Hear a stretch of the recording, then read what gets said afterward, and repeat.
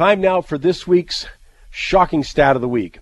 You know, for all the talk, grandstanding about poverty, it's interesting that the research by Brookings Institute's Ron Haskins and Isabel Sawhill that concludes that young people can dramatically raise the probabilities that their families will avoid poverty by doing just three things: complete at least a high school education, work full-time, and wait until the age of 21 before getting married and having a baby. It's interesting, that's not part of the school curriculum. That should be standard information given to kids.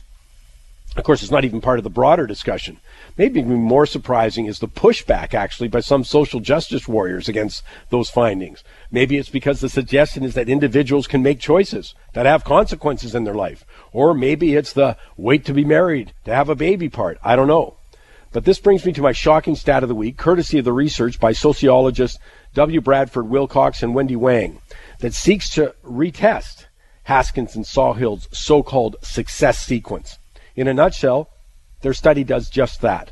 Writing in the Wall Street Journal, Wendy Wang reports that looking at a longitudinal study and following the people right through to the ages of 28 to 34, 53% of millennials who had failed to complete all three steps were poor. You don't do those things, your chances of being poor are more than 50-50. Now, that poverty rate, though, does drop to 31% for people who completed high school, drops to 16% those who followed, say, two of those rules, which would be graduate high school and get a full-time jobs. But here's the incredible stat.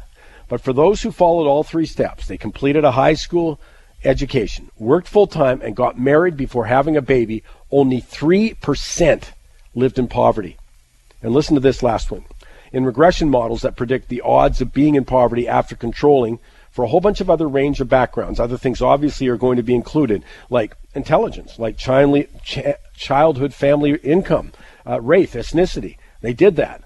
Well, the probability of ending up poor was reduced by 60% for millennials who married before having children. Wow. But here's one. By 90% for anyone that didn't matter. Race, ethnicity, intelligence, family income didn't matter. For 90% who followed those three steps,